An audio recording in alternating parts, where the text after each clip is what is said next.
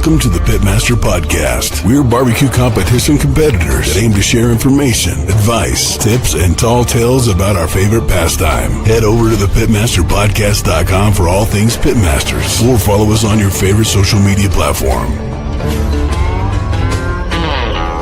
And now, here are the hosts of the Pitmaster Podcast, the two-time Grand Champion, SCA World Champion finalist, and barbecue specialist of Smoke Ain't No Joke Barbecue, the Anthony Luan, and the 24-time Grand and Reserve Grand Champion, Reserve World Grand Champion, Windover High Roller Champion, and the founder of Pitmaster Barbecue Supply Company stores in Utah, the old man himself from Big Johnson's Barbecue, Jesse Johnson. This is Greg Rempe from the Barbecue Central Show, and you are listening to the Pitmasters Podcast, and they are doing it live. We'll do it live. That's right, Bill. I just said that. They're going to do it live. We'll do it live. Yes, live. They're going to do it live. What's up, Pitmasters? Hey, Jesse, how's it going, my man? Good, man. How you doing on this beautiful 80-degree weather day here in Utah? Not too bad. It's nice to actually get a little bit of sunshine. I was down in southern Utah, and it was 90, so... Wow. Yeah, so it was cool, man. Yeah, it was really cool. Yeah. So anything new with you, man? Same old, just a different day, running around. Got the backyard competition coming up in 2 weeks at the Pitmaster Supply Company store in Layton. Teams are getting signed up now, so that should be fun. And then Blue Compass is a qualifier. We have over 20 teams signed up now, so that's exciting. And it might be an auto because there hasn't been any word about the Blazing 47 competition this year so far. Heck yeah, man. I'll be there. I'm going to see if I can get my toes wet and see if I can mess around and win something. Yeah, be some big teams coming in. We got 39 powered spaces. So, nice. I mean, power is easy, and then all the space in the world to kind of stretch your legs out there. Nice. I can take my trailer, hang out. Yep. Awesome. Yeah, guys with the redwood trailers, the 45-footers, we got 9 50-amp power spots up front. I think two or three of those are already taken, but everybody else gets 20-amp and 30-amp power. It's going to be awesome. Heck yeah. And teams can vend. That's the cool part. Make some money back. Yep. Heck yeah. Well, there was a competition, Barbecue Brew Fest in California. The GC that took that down, it was Cynical Barbecue with the 705.12, and the RGC was Big Cat Barbecue, man. 27 teams, 3 180s, and obviously 700. So that was pretty solid competition there. Only one 700? Yeah, out of 27 teams. Because you think 705, there would be a couple others in the 700s. He just decided to blow it out the water, make it easy. Sounds like it. Yep. And then for all you steak and ancillary cooks, there is an event that popped up for April 18th at Rec Tech. So make sure you go and get signed up for that one. That one, I believe, is going to be anything shrimp, burgers, 2 steaks, ribs, and a jackpot steak. So has anything popped up about Barbecue Pit Stops series? That is one of them. That's the very first one. That is one of them. There we go. And then I hadn't seen any of those on the schedule yet. So yeah, that one is. And then also the Richfields, the Severe Quad, June 26th and 27th. That is going to be 9 golden tickets being passed out to that one. So wow, man, it's gonna be an options to be able to get to Worlds everywhere. All these events are qualifiers, which is awesome, man. Yeah, might have to make a run down, huh? Yeah, exactly. Did you buy your Wu-Tang tickets today? No, I didn't. Man. You just told me the prices of them, about lost the gasket out of that one. Yeah, you just go hang out on the lawn. They're pretty cheap on the lawn. I'm so bougie, man. I've been to so many concerts in my life. I don't want to be in the 100 section. I want to be in the 200 section at USANA. Yeah. Right. So, you need to sell a few more grills and then you'll be fine. Yeah, let's do that. Yeah, but man, we got Dave Williamson on the show tonight. He does a little bit of stand-up to does a barbecue restaurant. I got turned on by one of my favorite comedians, Ian Bagg, and he said, "Hey, you got to reach out to this guy." So here he is. We're going to find out what he's all about. I know he does a lot of comedy at the barbecue joint, if I remember correctly. I watched some of his YouTube videos today about becoming a dad and all that good stuff. So Well, let's go talk to him it's gonna be interesting how he mixes barbecue with comedy, right? right. Let's go talk to him. I'm a comedy junkie. So Right. like, you go on a cruise, we'll go hit the comedy shows, and people talk smack about the cruise ship comedians. Yeah. But there was this one guy on our last cruise. We went to 2 shows a night, 3 shows in a row, 3 days in a row, so 6 shows, all new material. Wow, that's I'm like, awesome. and he was funny. He was really good. So You know who else does stand up in the barbecue community here in Utah? who Sean Rapier. He did it for a long time. does he? Yeah. Yeah. Wow, He'll we do an got open mic night here and there. dude. We got a great resort with Wise Guys here in Utah. Yeah. Yeah. He's and the owner of that is a barbecue snob, man. He's awesome. He loves my barbecue Sundays. So Awesome. Let's go talk to Dave and see what this is all about, man. let's do it.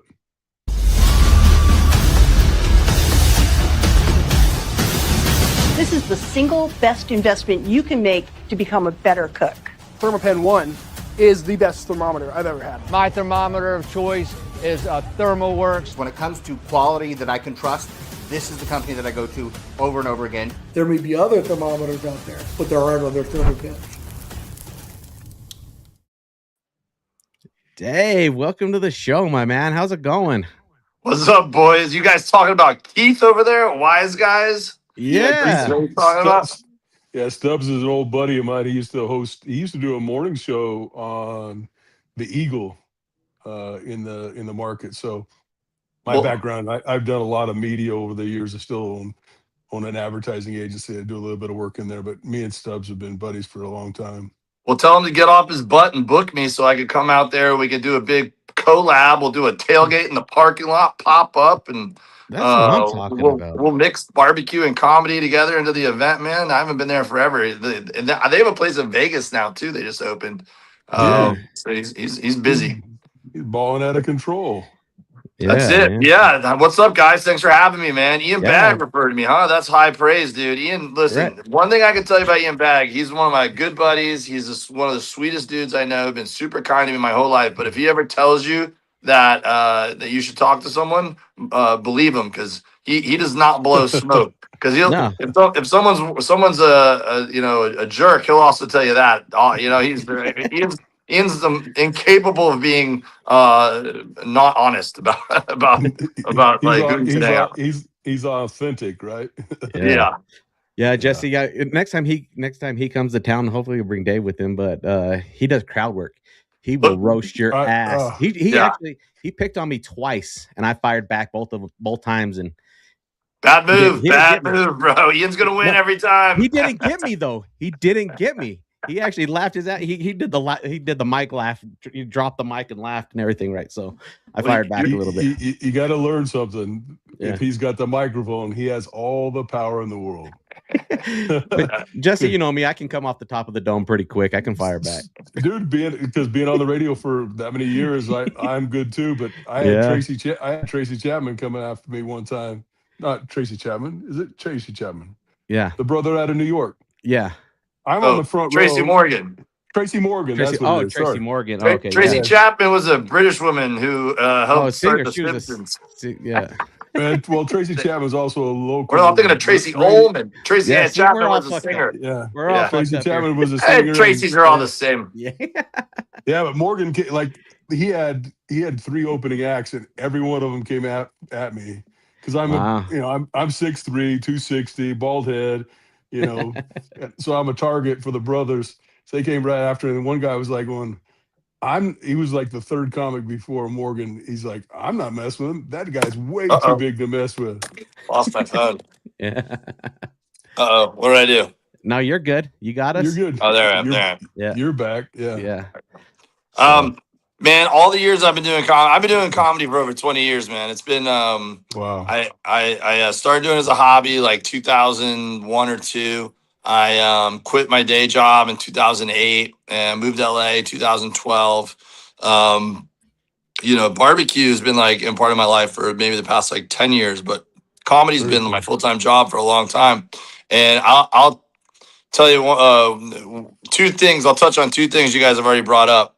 One is that there's nobody better than Ian Bagg at thinking off the top of your head. And if I'm sure whoever that cruise ship comic was who did 6 different shows, that's really impressive. Not the crossover material, but I used to love opening for Ian when I was a young comic because you end up sitting in the back of the room and watching the headliners act, and you hear the same jokes over and over again, and it's fine, but you can only hear them so many times. I would make sure to never miss a minute of Ian's shows because I knew I was going to miss something good that he was. Every show was different, Yeah. And now with TikTok and it's what's popular is comics all think they're the best at crowd work, but I can tell you, Ian's been doing it longer than anyone, and he's very authentic with it, and it's great. The other thing I'll tell you is people always ask me who's nice and who's mean, and for a really long time through the younger years, there wasn't a single established comic who was mean to me, but someone who was really weird to me was Tracy Morgan. That was a socially awkward green room. That's so funny. Yeah. But he was super chill. He liked picking on the big white boy on the front row, So yeah, for sure.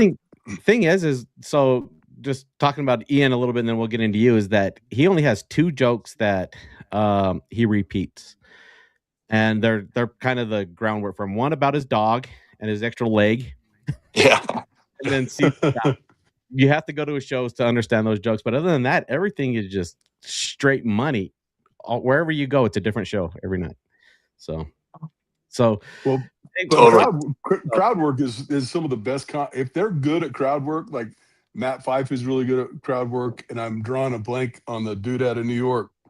He's got almost a Hitler mustache. What's his name?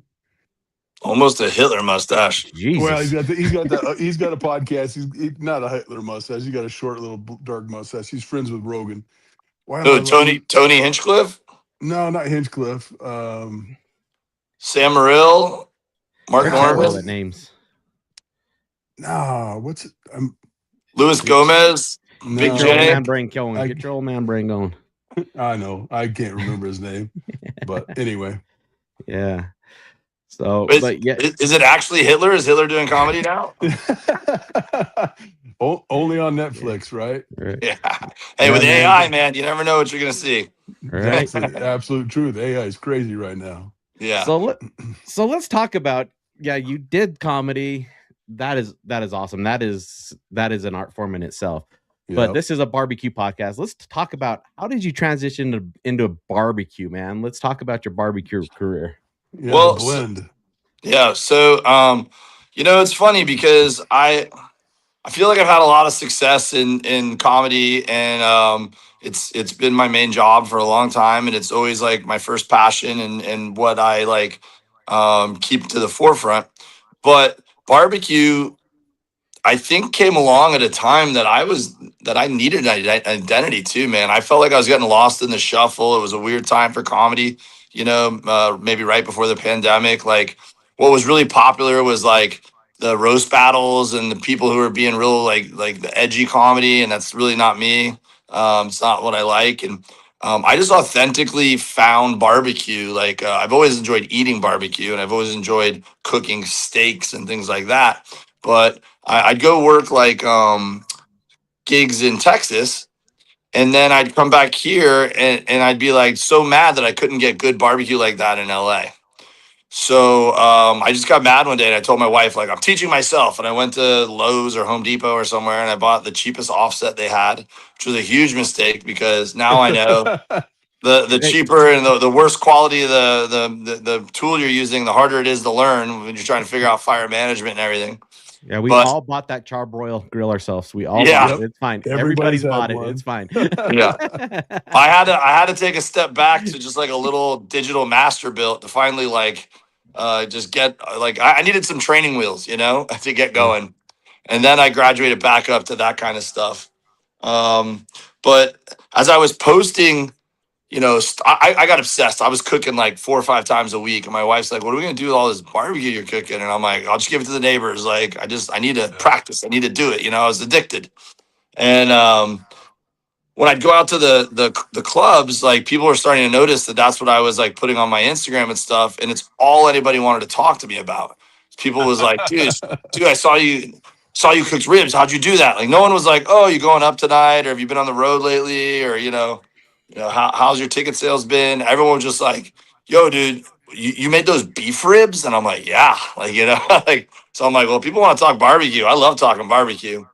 Yeah. So it just kept growing and growing, and then because of that, like those interactions with people, I started my barbecue podcast, which is called Meet Dave, and I thought it was a good play on words. And this was before all the podcasts were on YouTube and stuff. This was like back when most people were just uploading the audio. And is that echo from me or from you guys? It's from Jesse's headphones. I've Okay. turned it down twice. All right. I just want to make sure it wasn't me. No, you're good. You're good. I'm just in this haunted house, so anything could happen. From my end. I turned it down. Okay. So yeah, I leaned into the podcast. Like I every time I go on the road, I would want to go meet the local pitmaster or interview so I would just reach out and be like, hey, I'm coming to eat at your restaurant. Can I interview you? And the cool thing about that was I started making friends. I'd go, I interview them, talk to them for an hour about their life. And then I'd be like, yo, you want some free tickets to come to my show tonight, And so so it was just like kind of a couple of years of doing that and just becoming friends with a lot of barbecue people. And then I started touring with Bert a bunch. And when I went on the road with Bert, it just kicked it up a notch because we got a rec tech. We brought it on the bus with us. So I was cooking barbecue on loading docks of every theater across the country. I went to Wise Guys with Bert actually one time in the early days. But yeah, so once I started cooking once I could cook on the road and when I was home, it hit another level. I was just cooking 6 days a week, Yeah. So the thing that was really cool and what I brought up at the beginning was just that I felt super authentic. Like a lot of my jokes are about being a dad. I'm the dude who likes to drink a beer and tell stories. And being a guy obsessed with barbecue is not a stretch for my identity and my personality.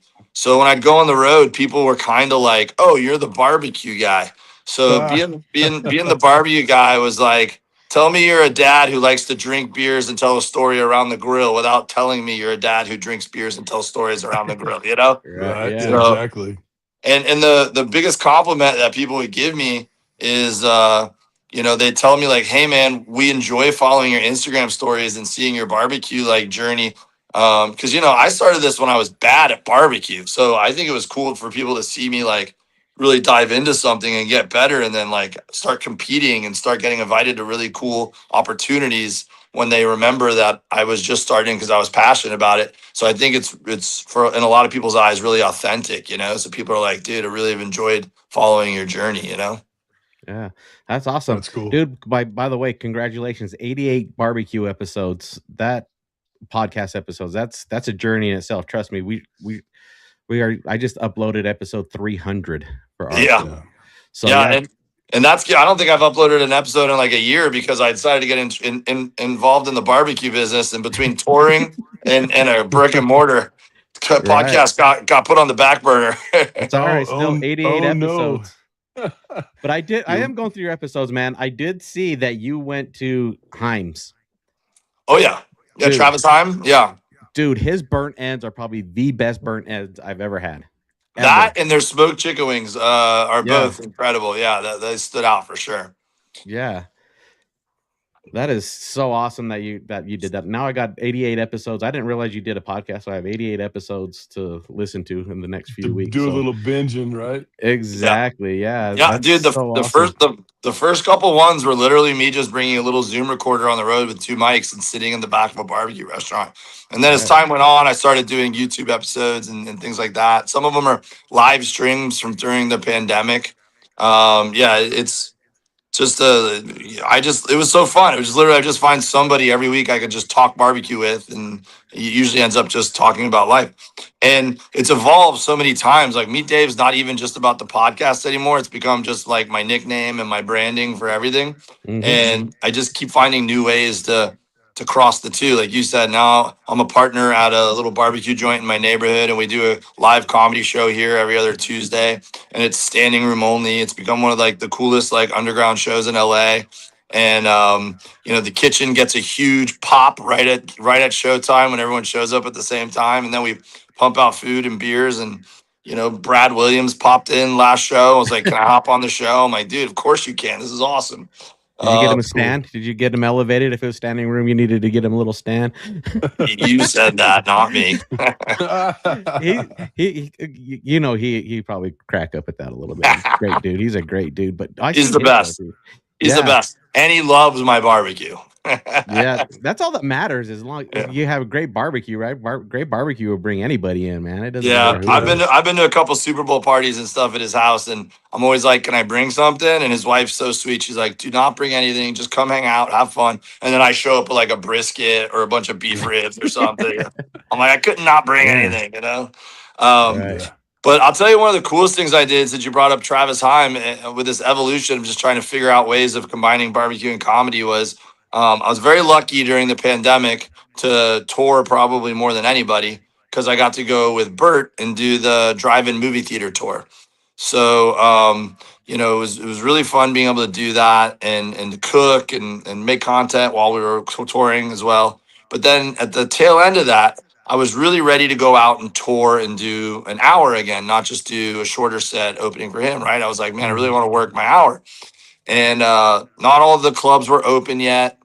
And some of the big acts that were doing theaters and stuff were now coming back to the comedy clubs to knock the rust off. And a lot of the clubs went out of business. So there wasn't a lot of stage time to go around across the country. So for years, I'd been having these barbecue restaurants ask me if I would come and do comedy at the barbecue restaurant. I always said, "No, man, I don't want to do that. That sounds like I'm setting myself up for a bad show and, you know, whatever, a lot of work." But the rules on where a good show could be got really rewritten by the pandemic, you know? And I mean, we were, like I said, we were doing them in drive-in movie theaters. So I'm like, if I could do it in a drive-in movie theater, why can't I do it in a barbecue restaurant, you know? Yeah. So I put a tour together where I did stand-up comedy in barbecue restaurants for 2 months across the country. And I bought a trailer and I wrapped the trailer with my picture and my, like, you know, all my holding up ribs and stuff like that.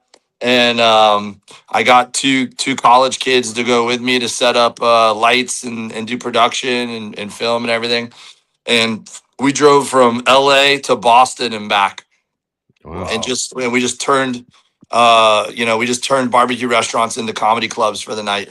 And Heim was one of our stops. And we went all the way to Andy Husband's restaurant in Boston. And we probably did about 30 stops along the way. Oh, that's cool. So awesome, man. Yeah, that's fantastic. So you did all that. Oh, go ahead, Jesse. You know what's crazy though, is that the central hub for comedy is right where the hub of barbecue is now these days in Austin, Texas. Yeah. It's exploded in Austin once, you know, Rogan moved down there and totally his buddy, you know. It's been insane down there. Yeah, I was just there. I just performed at the Vulcan. I'm trying to double dip now. I'm trying to book things like on the same weekends. So like we just did the QS Festival, and so I was competing in the QS Festival at the same time I headlined the comedy club all week long. And when I went to the Open Fire meetup in Hondo, I headlined the Vulcan on Sunday in Austin. So I'm trying to hit as many barbecue events as I can. But you know, if I have some stand-up dates set up, then I can write it off as work. Exactly. Yeah, we need to get it. We need to see if we can get them lined up with the Barbecue World Cup because they are going to have an entertainment stage there at the Barbecue World Cup. Oh, heck yeah. In Vegas. That'd be an awesome spot for you, man. Yeah, no, I've been talking to him a little bit. Yeah, we should definitely find a way. I'm in. I even thought something like at Memphis in May or the Houston. I went to Houston Rodeo for the first time a couple weeks ago. I even like everyone builds these big structures. Like it'd be cool just to build a comedy club and just have like shows running all day long. People could pop in the AC and sit and like watch 20 or 30 minutes of a show if they want and pop back out, you know? That would be awesome. That would be really cool. Yeah. Yeah. So let's talk a little bit about that restaurant. So is it your restaurant, or did you jump in and started helping? What's the story behind the barbecue restaurant? Dude, it was What's like a the name- Make-A-Wish. What's the name of it too? Yeah. It's called the Old Town Patio. And Okay. it was like a Make-A-Wish for a dad, right? Because these local guys who live here in town, they grew up here, so they know the area really well. Zach and Riley, amazing dudes. I couldn't have asked for better partners, right? They own another bar down the street, and this is the Old Town Patio has been a dive bar here in El Segundo since the 80s. And the lady who owned it was ready to retire. So she approached them and said, "Do you guys want to buy the bar?" And they said, "Yeah, we're in." So they bought it and they gave it an amazing facelift. And they weren't sure what they were going to do for food because all there was this Weber grill, outside kitchen. It's been there for 20 years. And they're like, "There's no fryer here. There's nothing. What do we do?" So a lot of the other local dads were like, "Dude, you should call Dave. Bring Dave in. Let him do his barbecue here." So they brought me in, and we met about it, and they were like, "What what are you thinking?" And I was like, "Well, I really believe in this place. I've always felt like it could be an amazing place for the community. So I'd really like to be a partner with you guys." So they gave me a path to become a partner with them, and I took over the kitchen. And we've since hired my buddy Uncle Chico, who's a real well-known barbecue dude down here in Southern California. And we hired Chris Bonotto to oversee all the culinary operations, who's another barbecue dude, barbecue buddy of mine. So now I got a team of the homies, and and we're slowly rolling out different barbecue phases here.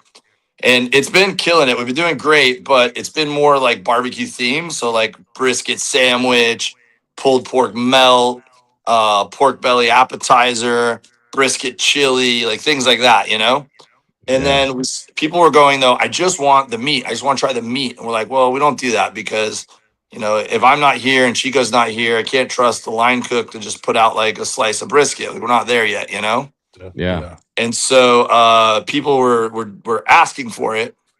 So I said, "All right, we're going to do Meat Dave Wednesdays. Every Wednesday, we're going to do barbecue platters. And I'll commit to being here. I'll cook fresh barbecue every Tuesday night, put it in the warmer. We'll slice fresh brisket, fresh tri-tip chimichurri. We can do legit barbecue trays on Wednesdays. And Wednesdays have been such a success. And, not only the crowd response and the people that are showing up for it, but also just the numbers make sense, So we've decided to accelerate the process, and starting the second week of April, we're going to flip to a full barbecue menu. So that's what we're in the midst of doing right now, and it's stressful. That's a but, commitment, brother. That's a commitment. Yeah. So and I tour half the time, so I got to just trust the people around me, and luckily I got a good team with my partners and with Chico and with Bonotto, and I got no question whatsoever. I got total faith that we're going to pull it off, and it's going to be a real special place. Yeah, you have to have an in-house pitmaster. You just have to, man. Yeah. So what are you cooking on at the restaurant? We have an Old Hickory. There you go. So yeah, we're gonna get Titus is gonna build us a nice big offset. We just gotta do a little construction to have space for it. We got to get through this next phase, and then we're gonna have. The Old Hickory is beautiful. It pumps out, great barbecue, and I have everything in my house. When I was doing my catering gigs and doing my pop-ups and stuff, I've got a awesome Miami Vice themed offset that SG Metalworks made me, and I got a ton of beautiful Rectex and big green eggs, and my front yard looks like a smoker showroom. But cooking at the restaurant's been another beast, and just trying to do things the right way and take it step by step. Yeah. But it's really hard to beat that Old Hickory for the ease of use and the quality of product that can come off of an Old Hickory, especially if you're using really good wood in it. Oh man, I'm so excited. I love mine. Yeah, man. So African Charcoal Company is a really cool company. They've been really supportive of me. They've supported my festival, which I'll tell you guys about too. But they have acacia wood, and dude, it burns so hot and so It's hot. slow. Yeah, Yeah. and it's perfect, and the flavor's unique, you know. So we're mostly using that down here. Heck But yeah. you guys can Jesse, get turn down your headphones a little bit. Sorry, did cut you they're off. down. Oh, And then you down there you can get red oak really easily as well. I mean, I can get everything. It's just a matter of what you want to pay for it. right. Yeah, true. Yeah, dude. But that Titus, his pits. I seen his pits. He brought a big one down to Bullhead, and they are well built. They are tanks. And they He's burn a clean. dude. Titus is a savant. He is a maestro, dude. He's an artist. He is Right. building such beautiful pits, man. And he's a great dude with a great family. I started a festival here in town. Talk about the ultimate combining my passions. I started the Gundo because my neighborhood is called El Segundo, so everyone calls it the Gundo. It's the Gundo Comedy and Barbecue Festival. Very And cool. I basically I do comedy shows all over the city all week long. I think last year we had 6 to 8 comedy shows in 6 to 8 different venues. And we set up, every venue is a little different. We have an old authentic silent movie theater. We have a brewery. We have a event space. We have a rock and roll venue. You know, we have bars. Like there's just all different kinds of venues. So every show's got a little bit of a different feel to it, you know. And then we cook barbecue for every single show. I bring my pitmaster buddies in town, and then we do pitmaster classes during the day, and we do live podcasts, and we do a big barbecue day at the park. A traditional barbecue day. Last year we sold it out. Last year was the first year we sold every event out of the festival. So it was really cool to see it like take that leap, and the community's really excited about it. That is awesome. You know who you need to bring in on that festival that likes barbecue? Who's that? Have you heard of Sniffin' Griffin's Barbecue? Warren G, baby, Sniffing Griffin. Yeah, that'd be sick. Have him perform and do some barbecue at your event. That'd be so dope. Don't think I haven't tried to reach out to whoever books him, dude. I've been trying to get a hold of him. We've been trying to get a hold of him for years. Yeah, we've been trying to get him for the show ourselves, man. Well, you know, you want to know what I did? You're gonna love this. There's a Warren G episode on the Meet Dave podcast, and I couldn't get him. I couldn't book him. Like I reach out and I never hear back, or whatever, you know, wouldn't get very far. So I saw he was doing a contest. He was doing you'd submit to cook something, right? So I got chosen, and Warren G like live streamed with me while I was like cooking and talking about what I was eating. Well, I started like interviewing him on his show. You flipped it on his show. You flipped it on him on his show. So I was just trying to I was just trying to talk and interview him and do my thing, whatever. And I tried to stay on for as long as I could and drag it out. And then after it was over, I asked them if I could have permission to use the audio for my podcast. And they said yes. And I go, rip it. And then I go, here's an episode. That is so sick. That is so sick. Cool. Yeah, that is so awesome. But yeah, so LA isn't really known for barbecue spots, but your spot, I've looked at it, man. It is traditional style barbecue. The menu's spot on. The food looks spot on. This is awesome. I love what you're doing out there.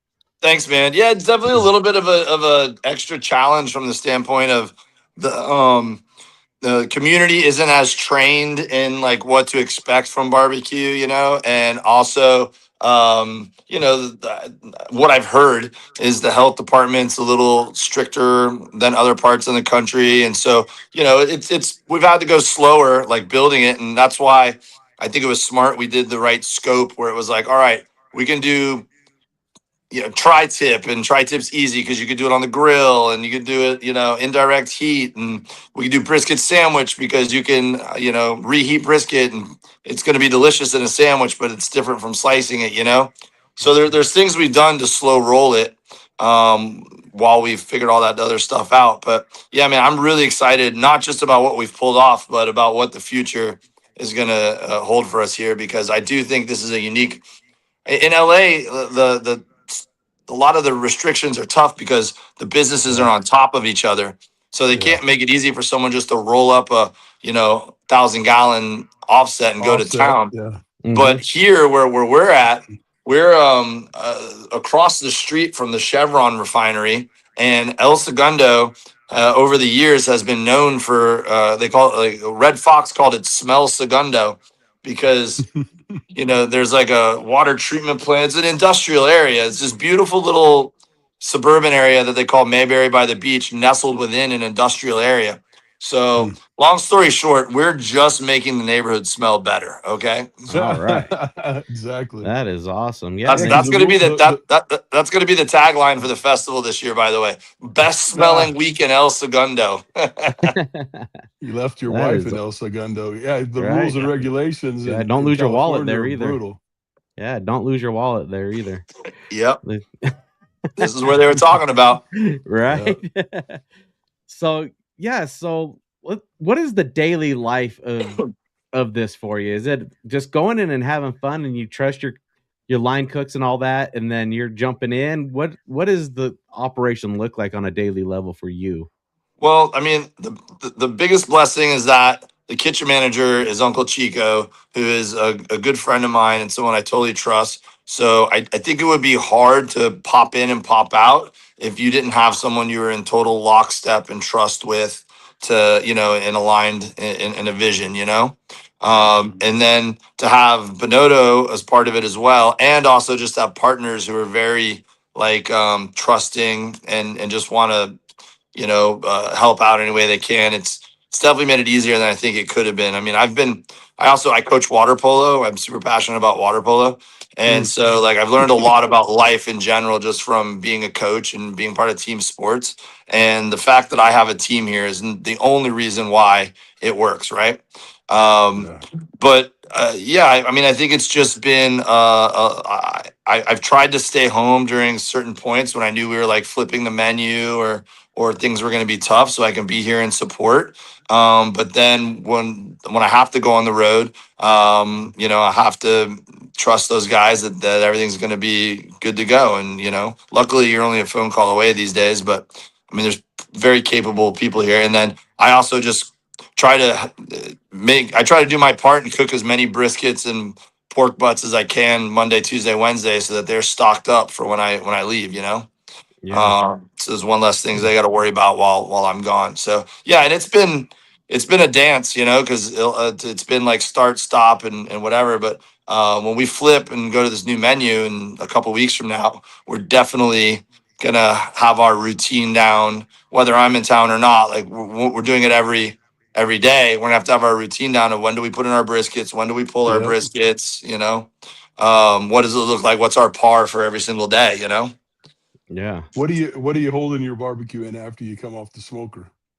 I mean, we just have a warmer. We have an Altasham and a couple, I mean, it's so funny. That's the biggest, I have the biggest respect for restaurants. And, I knew I could cook. I'd been doing this long enough and I've pulled off enough cooks that if you came to me and said, I want to feed 4,000 people tomorrow at 4:00, here's my budget, go. I could pull that off no problem, and I've had plenty of curveballs thrown at me, and you just got to be like, we'll figure it out. Everything's going to be fine. Let's go. Right. But it is another beast when you say you're going to feed 4,000 people, but they're all going to show up at a different time over a 6-day period.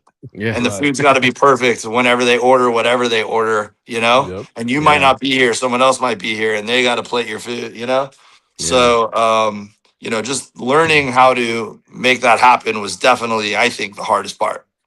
Yeah, people don't realize that the biggest part of a barbecue restaurant is holding that barbecue, because you're going to cook it in advance. You're going to hold it overnight or a whole day, and that barbecue just gets better. But having an Alto Sham or Crestcore or CVAP, whatever holder you are, that's the key to those barbecue restaurants. Well, I think the CVAP is the one that's got the humidity control, right? And there's a little moisture in it. And I've got a Crestcore that has moisture in it too. So I got a big Crestcore that I use too. So See, I think that's the answer. Yeah. I've just been doing some research on that the past couple of days, and throwing it in the the dry heat of the Alto-Shaam's fine, but you got to make sure that that's wrapped in some saran wrap or Cellophane. Yep. something. Yeah, Cellophane.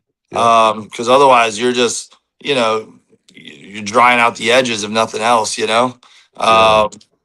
So yeah, I think having that moisture controlled one is the way to go. I'm going to throw a bigger water pan tomorrow. Actually, I'm kind of excited to experiment and throw that into the Alt-Shaam and see if that helps keep a little moisture in there. But yeah, no, 100%, dude. Holding it that is, now we're going to start doing more chicken too. Like, chicken wings. I come from Miami, Florida. Miami, Florida has got the best chicken wings. I don't know why. Just every sports bar knows how to pull chicken wings off down there, right? So I've been really disappointed with the chicken wing quality in LA. They're all just heavy breaded, heavy fried, heavy sauced. And I'm like, dude, this is not a quality. And I make amazing smoked chicken wings when I make them at my house, but I could not figure out how to smoke them and then get the cooks to reheat them on the grill without a fryer and bring them back to life. So I finally figured out you just spray it with a bunch of butter, you hit it with maybe some Worcestershire sauce even, and that keeps it from drying out when you're re-grilling it. I'm like, all right. But then when the line cooks have like 10 things that they're cooking at one time when we're busy, they can't babysit the wings and keep hitting it with butter. So that's where having a talented friend who's worked in Michelin star restaurants comes in handy, because like me and Chico were telling Bonotto, like, dude, we really want to do some more authentic wings, but we're having a hard time after we smoke him, like reheating them. And he goes, well, he's like, what's the problem? I go, the problem is I can't get these guys to hit it with the butter. And he goes, what if you just made sure it already had the butter on it? And I'm like, how do I do that? And he's like, well, when you smoke it, just smoke it in butter. And I'm like, all right, let's try it. I'm not sure if that's going to work. So we just smoked it in instead of smoking on the grate, we're smoking in pans with a ton of butter. And then when it goes into the fridge, it's just coated in butter. And then when we throw it on the grill, it stays moist. It's great. Like, and then we just toss it in the sauce fresh. And I'm super proud of our wings now. And it's just because we opened our mouth and told Bonotto, like, what do we do? And he just gave, we put our minds together. Gave you the answer, because there's nothing better than a smoked wing and then reheat it in a fryer.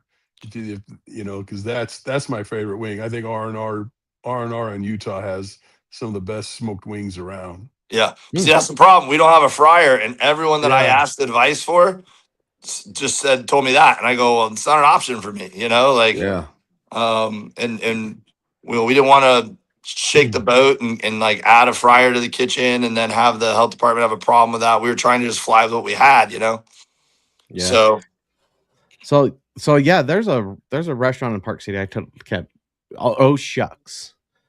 They fry, but it's kind of a little bit different than you're saying, Dave. They actually cook them and let them they fry them, flash fry them, then they let them kind of hang out, stay in the warmer. But then when they're ordered, they toss them in a sauce and then grill them. Yeah. I feel like that's the best. So I'm kind of like, man, grilled wings when reheating. I think that's money, especially putting them in butter. It's an old competition trick, right? Cook everything in butter. Anyway, so can't go wrong. Salt and butter. You really can't. You really can't. So that is awesome, though, man. That you kept on asking until you found the right answer, which you're looking for. Yeah, you got to ask the guy who's worked in Michelin star restaurants. Right.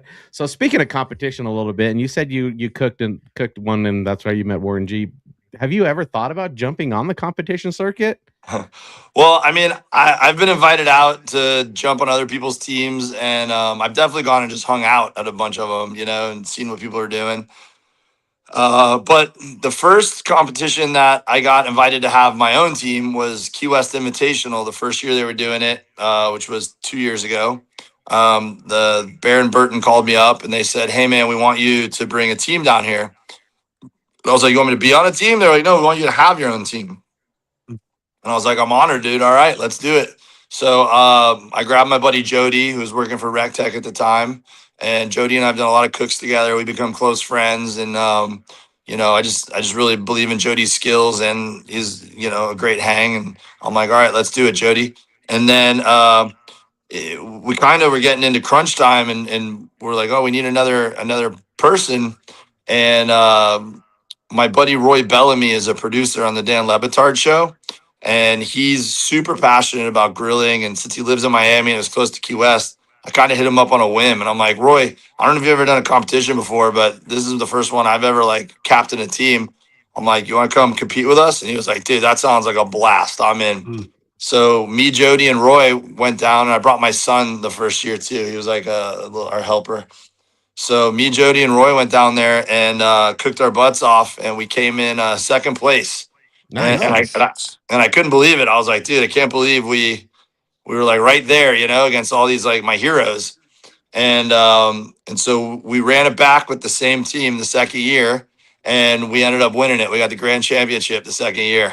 Awesome. Congrats, man. That's cool. Thanks, man. And and it had grown like the first year was like 21, 22 teams. The third year or the second year was like 30 something teams, and Tuffy Stone was there, Matt Pittman, Stale Cracker, Heath Riles. Like, I'm like, dude, these are my heroes. I'm like, I think we missed our window of winning it last year, and so it was so validating to like just do well and everything. Because dude, that you get points for there's a fishing tournament.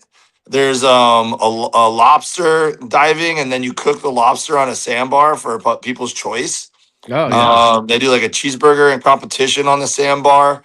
And then there's the traditional cook day where they give you 4 proteins, and it's changed a little bit over the years. But we've always gotten really creative on the cook day, which I think has been our strength. So then we went back to defend our title a few weeks ago, and we added Uncle Chico to our team because we knew people were gunning for us this year. And they haven't sent out the full results yet, so I don't know where we finished. But the only thing I do know is that we got third in turkey, because all the categories they only read the winner. But in turkey, the Prairie Fresh was there, and they gave out trophies for first, second, and third. So we got third in turkey. I know that. Which made me super stoked because I was really proud of the turkey dish that we came up with. I'll tell you about it in a second. And then we came in first place in team funds raised for the National Pediatric Cancer Foundation, which is what the whole thing's about. So our team raised the most money for the charity, which was neat. Yeah. But, so tell us about that turkey dish. Well, I mean, the first year that we went, and they told us the proteins, I was like, there's no way we're going to cook competition ribs and beat Heath Riles or, these guys that are there. I'm like, so I told Jody, we got to get super creative with our dishes. And he's like, I agree, man. So like our ribs, we did peanut butter jelly ribs, and our ribs finished first place first year and second place second year. And so we've kind of kept the same attitude every year. We try to get creative. We try to tell a story with the food, right? So the turkey, I've always wanted to do something, because I'm from South Florida originally. I'm from Miami, and Publix are everywhere now, but Publix used to be like only in South Florida, and pub subs are infamous. You go get a sub sandwich at the Publix deli, they're hard to beat. And one of the things that makes them amazing is they have real soft Cuban bread. Yeah. So I wanted to use that Cuban bread for one of the dishes, and we've never done it. And I really messed up because last year tri-tip was one of the dishes, and I should have grabbed it for that, and I didn't. So when turkey was on I go, let's make a turkey sandwich. So we got Uncle Chico makes amazing slaws, amazing salsas and stuff like that. So I go, Chico, can you make us a really tropical, fresh slaw? And he goes, I'll do a crushed pineapple slaw. And I go, perfect. So we got that soft Cuban bread, sliced smoked turkey, and then we melted some Munster cheese on it, pineapple slaw, and then built the sandwich, and then we did hot honey drizzled on top of the Cuban bread. So when you bit into it, you got that honey bite, and I got us third place on turkey. That is cool. Awesome. That is awesome. And where was that event held at? Isn't that in Florida? Or Key West? Yeah, one of the greatest places on earth. Yeah. Yeah, I've seen a lot of people. Sonny Lynn goes down there and cooks that as well. Yeah, you guys are all cooking on Weber grills on the sandbar. It's one of the coolest things. Yeah, that looks like an awesome event. So you're just doing that, but you've ever thought about just doing a real KCBS competition, just traditional barbecue? Yeah, I mean, I would love to. I'd love to try it all, man. Anything that kind of. I mean, I've done the Shed Showdown twice now. I went and cooked a steak the first year, which I've never done a steak competition. Just had like a couple of the guys held my hand and walked me through it, you know. And this last year, I went and teamed up with George Logan. I did ribs, you know, on his team. But yeah, I would love to go to some of the you know. The big granddaddies and kind of figure it out.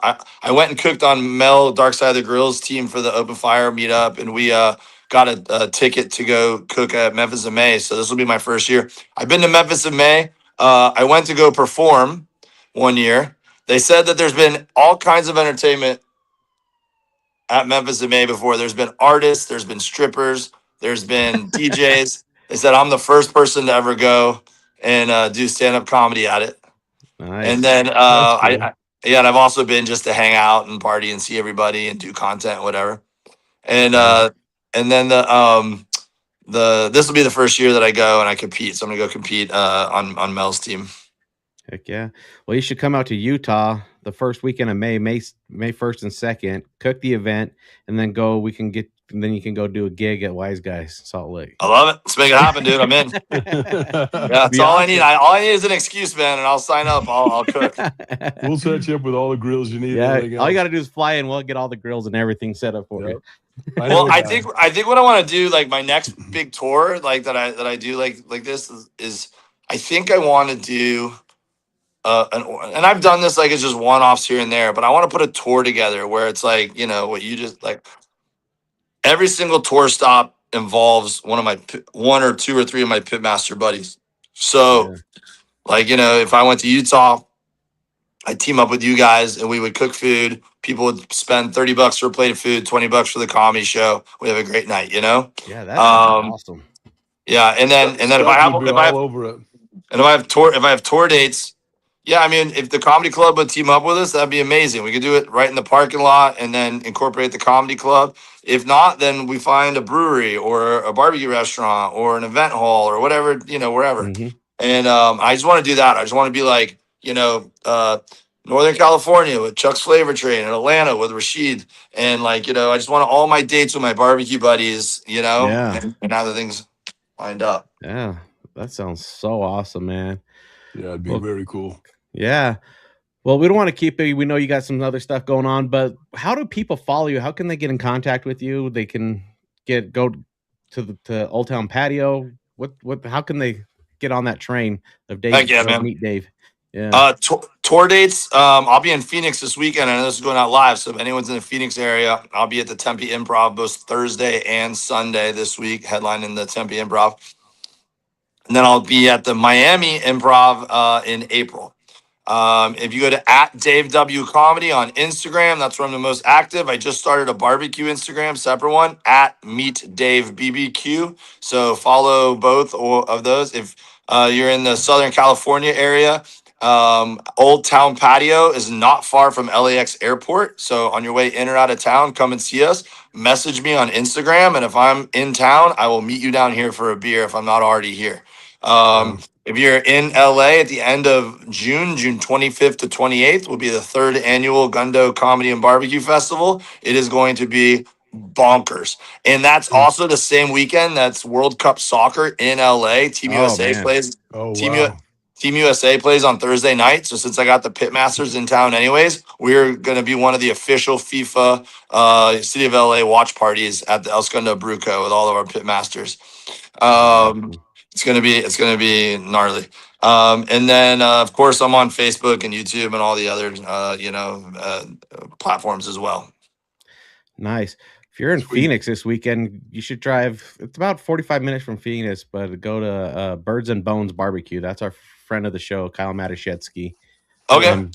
His restaurant is in a small town, but man, you go follow his website and you'll probably love the dude because he's awesome. He's a riot. His food is fantastic. He was an SCA cook for a long time and killed it, murdered everybody. and then decided to do his own restaurant. So, but yeah, go check him out. It's for sure. It's awesome. Awesome, man. Yeah, I'll check it out for sure. Yeah, definitely. Well, thank you so much for coming and joining us tonight. Hopefully we can get you to see a show out here. I'd love to go and see your show as well, and then cook some food with you when you come into Utah. So make sure you stay in contact with us there too, so we can help support you and we'll just get the whole barbecue community to come to the show as well. Just have a whole bunch of barbecue guys. I love it, man. Let's hit up Keith. Let's make it happen. Yeah, let's do it. Stubbs loves the barbecue Sundays that we do. He's a junkie for my pulled pork. So yeah, there you go. We'll do a barbecue Sunday comedy show with Meet Dave. Yes, that'd be fun. Heck yeah, let's do it. Cool, my man. Well, thank you so much. Appreciate it. You got it, guys. Keep doing what you're doing. Thanks for taking the time with us. Look forward to laughing and cooking with you sometime soon. All right. Heck yeah. Let's Sweet, man. See you, boys. See ya. Yeah.